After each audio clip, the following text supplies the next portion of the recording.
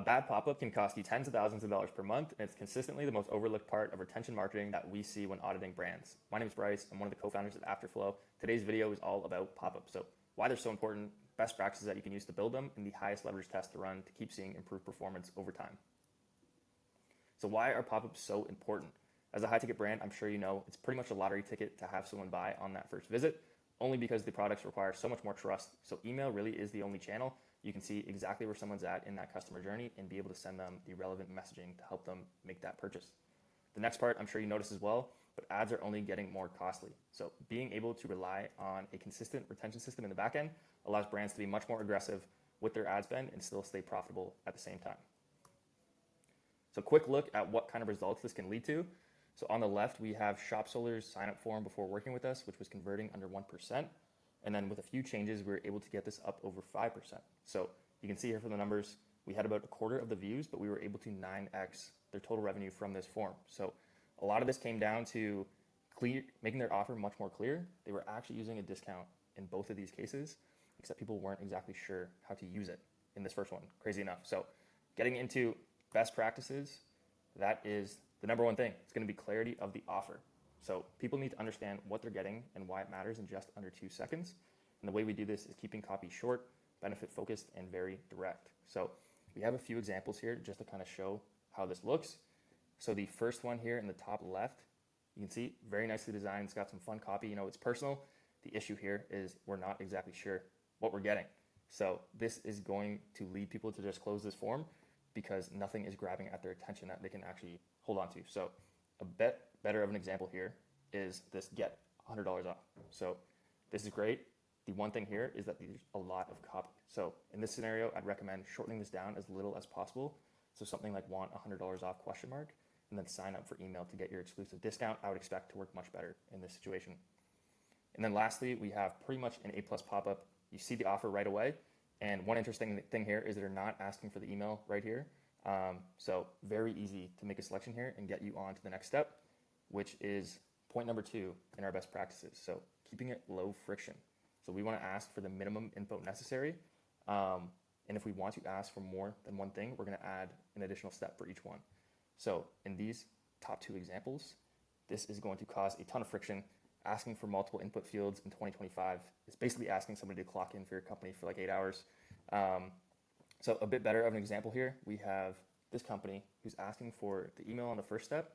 And then if you were to submit your email, they would send you on to the next part of the form, which would then ask for your phone number. And one quick note, they did a really nice job with the copy here. So it makes you think that you have to sign up your email to get the discount, which isn't true.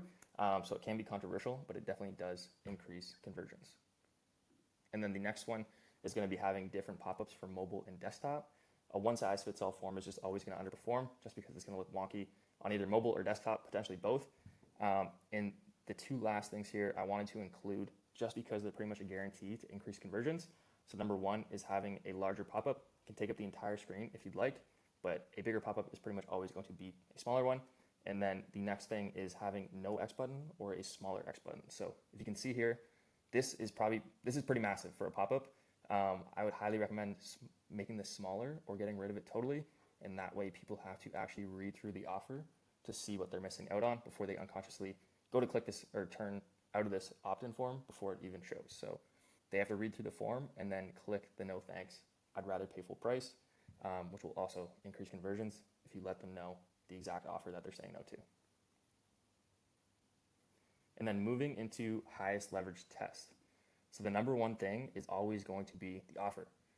Biggest part of the form, you can test tons of different things. So if you'd like to use the discount, there's plenty of options to choose from here. Probably going to work best. If you don't want to use a discount, I would recommend a free guide or free ebook. Last resort should be latest news and updates. Please don't do it. But if you have to, that would be kind of the last pick you should make.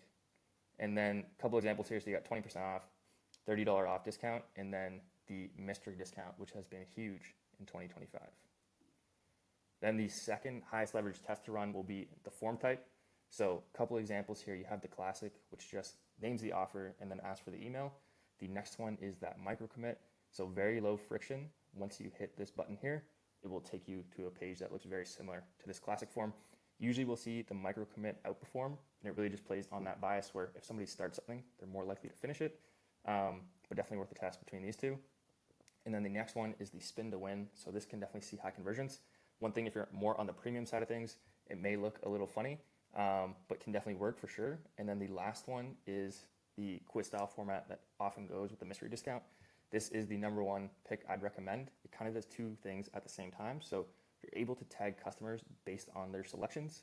And then from there, you can send them more relevant messages. And then the other thing it does plays into that kind of personalization, customization that people love. So they're much more likely to kind of submit this form. So you get higher subscribers and also more information about your customer. So kind of a win-win. That is probably the one I recommend for pretty much every brand at this point. And then from there, we have the time delay. So the big thing we're trying to avoid here is just triggering a pop-up as soon as somebody lands on the site. We all know how annoying that can be. So 4 to 14 seconds is kind of the sweet spot that we found. And one quick note, when evaluating this, make sure to look at the total number of submits, as the submit percentage will likely be higher for the form that had the longer delay. And then last few ones here, so we have copy, tons of different stuff you can do here between your headlines, subheadlines, and CTA buttons.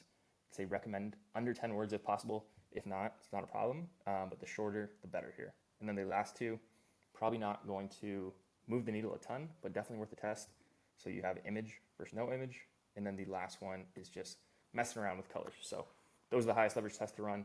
To close this out, we have kind of a cheat sheet. You can pause here if you'd like. I won't go through all of this just because we talked about most of it. But the one big thing to touch on is just hammering A/B tests as much as possible. This is really going to take pop-up forms to the next level. It's definitely never a linear progression going from say 1% to 10%. So just keep on testing everything and you will continue to see progress from there. So a couple of results here, just kind of goes to show, never know what's going to work. We went over some best practices today that will improve your conversions, but depends brand to brand, lots of different things to test. So hopefully you found this valuable. If you would like help with your retention marketing, we do offer free audits to qualified brands, so you can learn more about that in the description.